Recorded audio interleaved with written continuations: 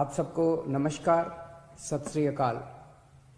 आज पूरा देश देख रहा है, हमारे देश का किसान कड़ी ठंड में रात को आसमान के नीचे खुली सड़क पे सो रहा है। ये सोच के सारी रात नींद नहीं आती। आज कोई भी देशभक्त ये देख के चैन की नींद नहीं सो सकता। ये लड़ाई सिर्फ हमारे किसान भाइयों की नहीं है, ये हम सब की लड़ाई है। जरा सोचिए, जो 2 वक्त की रोटी हम खाते हैं वो हमारे किसान भाइयों की मेहनत की उगाई हुई होती है। हम सबको इस लड़ाई में अपने किसान भाइयों का साथ देना है। कल पंजाब के मुख्यमंत्री ने मुझ पे आरोप लगाए कि दिल्ली में मैंने ये काले कानून पास कर दिए। इतने नाजुक मौके पे भी इस तरह की गिरी हुई राजनीति कैप्टन साहब कैसे कर सकते हैं? ये तो तीनों केंद्र के कानून हैं।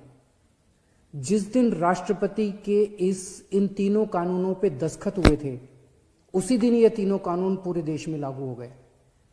अब ये किसी राज्य सरकार के ऊपर नहीं है कि वो इन्हें लागू करेगी या नहीं करेगी।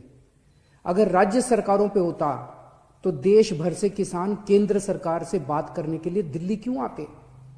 वो अपने अपने राज्य के मुख्यमंत्रियों से मांग करते।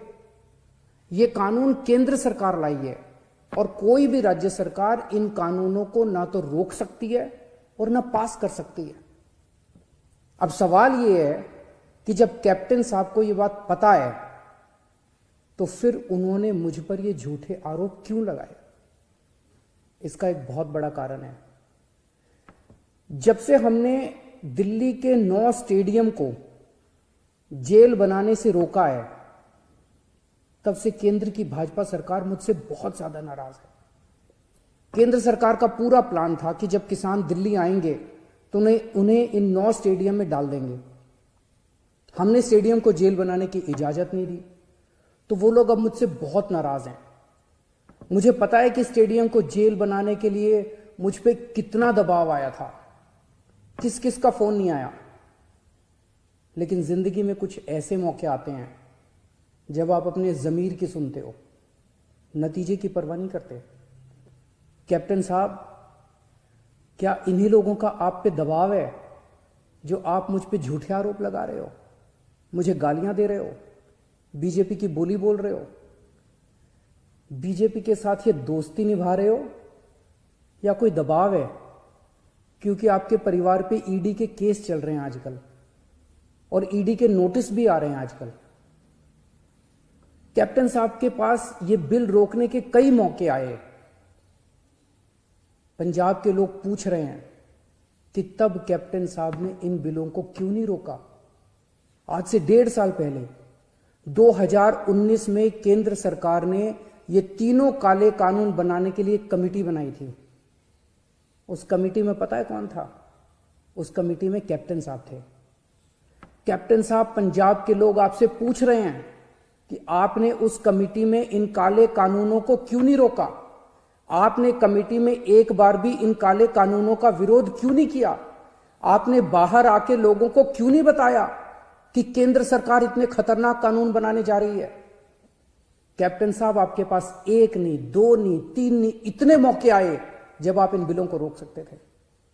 आज पंजाब का किसान आपसे पूछ रहा है कि आपने ये बिल क्यों नहीं रोके। आज दिल्ली की सरहद पे पंजाब का किसान है और देश की सरहद पे उसी किसान का बेटा पंजाब का जवान है। अभी कुछ दिन पहले पंजाब के एक किसान सरदार कुलवंत सिंह जी दिल्ली की सरहद पे बैठे हुए थे और खबर आई कि उनका 22 साल का जवान बेटा सुखबीर सिंह बॉर्डर पे देश के लिए शहीद हो गया। इस सब के बीच जब कुछ लोग आए दिन किसानों को आतंकवादी बुलाते हैं, देशद्रोही कहते हैं, तो मैं सोचता हूं कि बॉर्डर पर उन जवानों पर क्या बीतती होगी जिनके किसान मां बाप को आतंकवादी कहा जा रहा है। आज हम सबको तय करना होगा कि हम देश के किसानों के साथ हैं या उन्हें आतंकवादी कहने वालों के साथ हैं। मेरी सभी देशवासियों से अपील है कि हर देशभक्त किसानों का साथ दे। मेरी सभी आम आदमी पार्टी के लोगों से अपील है, कोई राजनीति नहीं करनी, सभी पार्टियों के लोगों के साथ मिलके भारतीय बन के किसानों की सेवा करनी है। राजनीति करने को पूरी जिंदगी पड़ी है, अभी बस सेवादार बन के सेवा करो। हमें इस इनकलाब का ना राजनीतिकरण करना है और ना इस इनकलाब का राजनीतिकरण होने देना है। मेरी केंद्र सरकार से अपील है कि किसानों को सभी मांगे किसानों की तुरंत मानी जाएं और एमएसपी की गारंटी को कानून में डाला जाए। जय हिंद।